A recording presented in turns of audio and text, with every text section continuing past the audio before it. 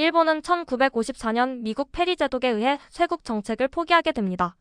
1868년 막부를 타도하는 메이지 유신을 통해 중앙 집권 국가를 형성하고 서양 문물을 받아들여 부국 강병과 산업화를 추진합니다.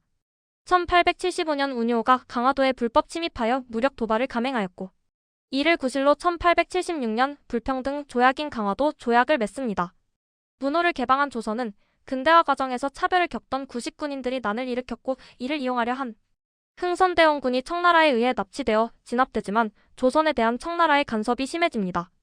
더딘 개혁의 속도와 청나라의 간섭에 김옥균을 중심으로 한 개화파가 불만을 품고 1884년 일본의 지원을 얻고 정변을 일으켰지만 프랑스와의 전쟁에 패한 뒤였음에도 조선에 빠르게 군대를 출병시킨 청나라 위안스카이가 궁궐을 공격하자 정변은 실패로 끝나고 주동자들은 일본으로 망명하게 됩니다.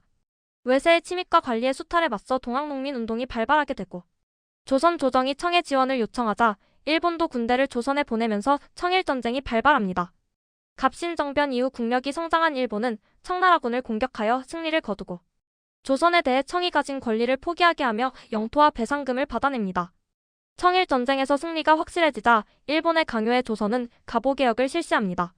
러시아, 프랑스, 독일의 세 나라가 개입하여 일본이 청에게서 받은 영토를 다시 돌려주게 하는 삼국 간섭이 일어나게 됐고 러시아의 힘을 통해 일본을 견제하려던 명성황후는 일본의 계획에 의해 궁궐에서 일본군과 일본 깡패들에게 살해되었고 이 모습의 위기를 느낀 고종은 러시아 공사관으로 피신을 하게 됩니다. 이 모습을 본 사람들은 독립협회를 결성하고 고종이 다시 궁으로 돌아올 것을 요구하고 나라의 자주 독립을 지키고자 했습니다. 이 요구에 고종은 궁궐로 돌아와 대한제국을 선포하고 새로운 개혁을 실시할 것을 약속합니다. 대한제국은 러시아와 일본 사이에서 균형을 통해 독립을 유지하고자 하였지만 일본이 러시아의 상대가 되지 않을 것이란 대다수의 생각을 깨고 일본이 선제 공격을 시작하니 대한제국을 놓고 러일전쟁이 발발합니다. 막대한 피해를 서로 입었지만 육지에서 일본이 승리하였고 러시아 최강의 함대가 동해에서 일본 해군에게 패배하자 일본의 승리로 전쟁은 막을 내립니다.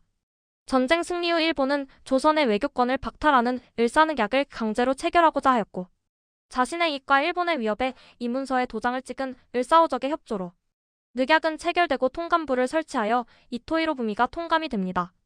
이를 인정할 수 없었던 고종은 헤이그 만국회의에 대표단을 보내 억울함을 알리고자 했으나 일본의 방해로 실패하였고 이를 빌미로 삼아 일본은 고종을 퇴위시키고 아들을 황제에 즉위시키니 마지막 임금인 순종입니다.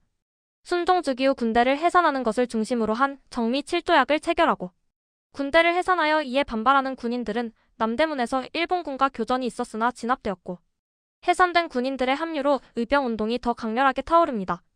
을미의병, 을사의병, 정미의병 등 나라를 지키기 위해 일어선 백성들의 노력이 있었지만 압도적인 화력을 내세운 일본의 남한대토벌 작전을 통해 의병의 국내 무장투쟁이 불가능해지게 되었습니다. 안중근 의사가 조선 통감인 이토히로부미를 하얼빈에서 권총으로 쏘아 죽였습니다. 재판이 열렸지만 안중근 의사는 목숨을 구걸하지 않고 의연하게 순국하셨습니다. 1910년 한일 병탄으로 조선을 집어삼키니 이 해를 경술년에 수치라하여 경술국치라 부릅니다.